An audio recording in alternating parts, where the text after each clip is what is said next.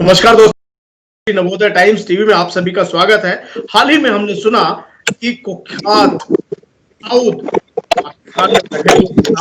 और या कहा जाता है पाकिस्तान में उनकी संपत्तियां भारत में जो है बेची जा रही हैं। उनको खरीदार चाहिए और एक खरीदार जब मिले, उनका नाम है भूपेंद्र भारद्वाज। भूपेंद्र भारद्वाज हमारे साथ जुड़ चुके हैं। आखिर भूपेंद्र भारद्वाज ने ये संपत्तियां क्यों खरीदी, इस पूरे मामले में उनका क्या नजरिया है? भूपेंद्र जी नमस्कार, पंजाब केसरी नवोदय टाइम्स टीवी में आपका स्वागत है। सर नमस्कार। भूपेंद्र जी, आप दिल्ली के एक अधिवक्ता हैं, वकील हैं सर। और आपने आप हमें बताएंगे हमारे दर्शकों की कौन सी संपत्तियां हैं, कहां खरीदी हैं? सर, ये village Mumbake, tehsil Khed, district Ratnagiri, Maharashtra state में स्थित है, जिनका code number CA004, survey land bearing survey number 151, area measuring 27 gunthas. Second CA005, land bearing survey number 152, area measuring 29.30 gunthas. 007, land bearing survey number 150, area measuring 20 gunthas. CA008, land bearing survey number 155, 18 gunthas. ये 4 property हैं। भूपेंद्र जी, कुल मिला के कितनी संपत्तियां हैं जो आपने खरीदी, और क्या ये बैरन जमीन है या इसमें कोठी या मकान या फ्लैट भी बने हुए हैं?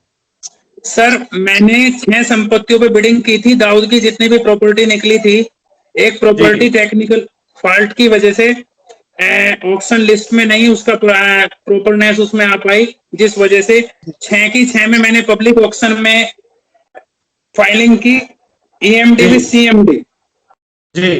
और इनमें से 4 में मैं CA004, CA005, CA007 and CA008 जी, इनमें सक्सेसफुल बिडर रहा हूं तीनों मोड से, public auction, e auction and tender auction में जी। यानी और 4 स्ट्रक्चर की बात है आपकी, आपने क्वेश्चन किया, सॉरी फॉर डिस्टर्ब, आपने बताया कि स्ट्रक्चर इसमें क्या है। इसमें जो 2 प्रॉपर्टी हैं, 2 प्रॉपर्टी के अंदर एक बोरवेल लगा हुआ है 12 टाइप का, जो पुराने टाइप का है, और बगीचा लगा हुआ है आम का और केसू काजू का। अरे वाह जी जी। और इसमें कोई बिजली का कनेक्शन नहीं है, इलेक्ट्रिसिटी फैसिलिटी नहीं है, और ये रनिंग वर्क में नहीं है जो बोरवेल है। अच्छा। और 2 प्रॉपर्टी जो है सर, एक रिवर के पास है, वो उसकी बिहाइंड में है, और 3 प्रॉपर्टीज में रोड टच है जी, रोड के बिल्कुल नजदीक। ये रत्नागिरी में ही है सारी प्रॉपर्टीज? सर, ये रत्नागिरी डिस्ट्रिक्ट में है, जो तहसील आती है वो खेड़ आती है, और गांव का नाम है मुंबके। राइट। आपने जब ये देखा कि ये दाऊद की संपत्तियां हैं और ये बिक रही हैं, ये सरकार जो है बिडिंग कर रही है इनकी, तो आपके मन में क्या ख्याल आया? कैसे ये ख्याल आया कि मैं इनको क्यों ना खरीद लूं? सर, बचपन से ही मेरी अपनी इच्छा रही है कि मुझे अपने लिए ना जीकर कुछ परार्थ के लिए जीना है, और हमेशा ऐसा करना है जो अलग हटकर एक मैसेज जा सके समाज में, अच्छाई के लिए, पॉजिटिवनेस के लिए, ना कि नेगेटिवनेस के लिए जी। तो ये मेरी जो हार्टली डिजायर थी, ये काफी सालों से थी, जिसमें के मैं अपनी फैमिली में कभी मैंने किसी से कुछ नहीं कहा, आशीर्वाद उन्हीं का है, देशवासियों का है, गॉड का है।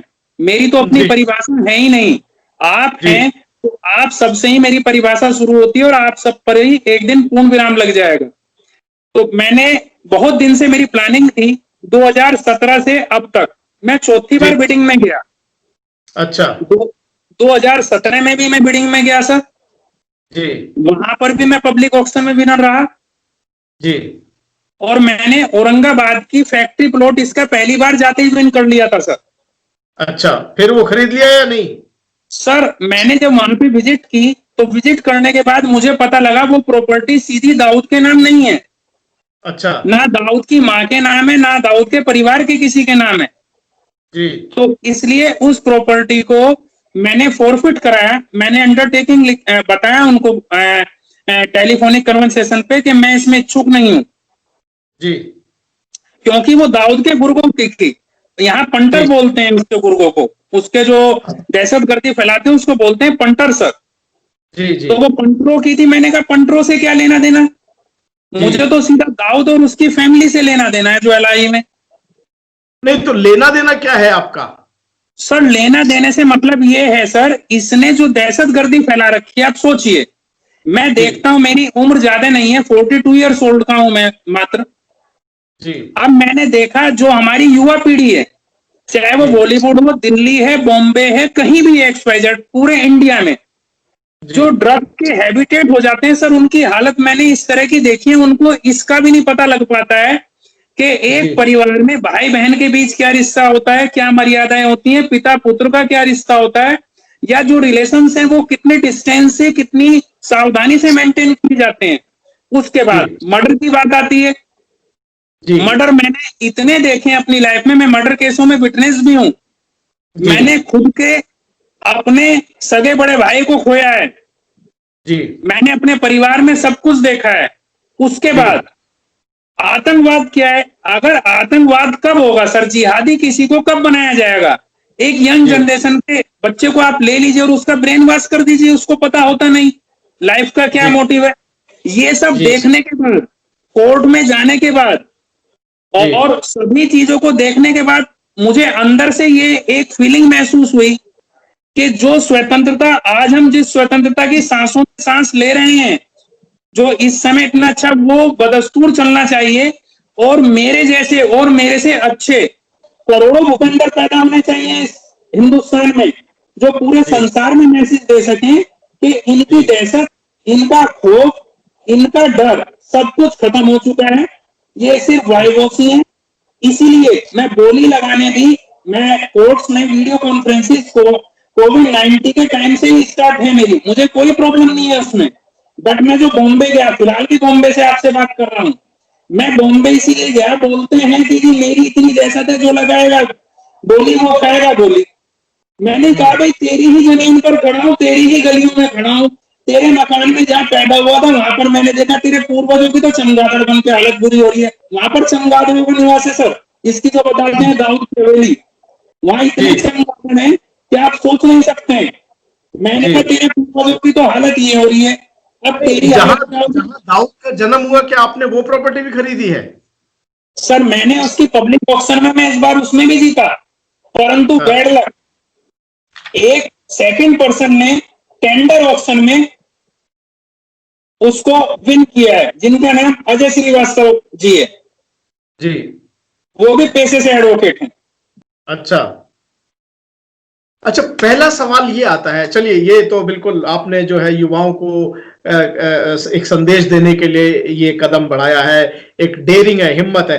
एक सवाल ये भी आता है कि कहीं ऐसा तो नहीं कि ये आप प्रचार पाने के लिए कर रहे हो, या एक एक एक क्योंकि बहुत सवाल आते हैं इस तरीके के। सर सर सर ना तो मैं किसी पार्टी पॉलिटिक्स से जुड़ा हुआ हूं, जी किसी भी संगठन से मैं नहीं जुड़ा हूं, और मैंने पहले ही बोल दिया था कभी जिंदगी में इलेक्शन फाइट नहीं करूंगा। जी दूसरी बात, अगर कभी जी भी कोई भी बात आती है सर, तो जी मेरा अपना मोटिव है आतंकवाद विरोधी राष्ट्रीय मोर्चा, यहाँ पर टेररिस्ट के खिलाफ एक ऐसा फ्रंट तैयार करना जो इंडिया में नहीं पूरे वर्ल्ड में उसका मैसेज जाए। और जो दहशतगर्दी उन्होंने फैला रखी है, और जी अपने आप को कहते हैं बादशाह है, मैं कहता हूं ये बादशाह क्या है? ये तो एक सच पूछो गली कूचे का जो थर्ड क्लास में होता है, मैं इसका लेवल उससे भी नहीं समझता हूँ। बोलते हैं बॉलीवुड में भी इसका राज है, बॉम्बे में भी राज है, यहाँ भी राज है, वहां भी राज है। ऐसा कुछ नहीं है। प्रभु के आशीर्वाद से प्रचार की मुझे जरूरत नहीं है। जिस परिवार में जन्म लिया वो परिवार इतना सक्षम है कि मेरे लिए किसी चीज में उन्होंने ऐसी कोई नीड आज तक नहीं छोड़ी है कि मुझे आपका जरूरत। आपका कहना यह है कि दाऊद जो है वो अंतरराष्ट्रीय डॉन नहीं है, वो गली का छोटा सा गुंडा है। नहीं सर, बोलते तो अंतरराष्ट्रीय इंटरनेशनल है उसको, मैंने उसी को चेक करने के लिए ट्राई किया ना। वैसे तो मैंने अच्छा आपको मर्डर केसों में, सर मेरा जवाब सुन लीजिए प्लीज, मर्डर जी। केसों में मैं विटनेस हूँ। जी। मैंने currency chest branch chief manager Vinod Kumar Birjwasi, police station new Ashoknagar, जी। वहां पर उनके मर्डर में आधे घंटे में मैंने उनको अपने हाथों में खत्म होते देखा है, उसमें विटनेस हूँ। तो ये जो इधर उधर के बदमाशी हैं तो मेरा रूटीन वर्क है, इनसे तो मुझे कोई फर्क पड़ता ही नहीं है।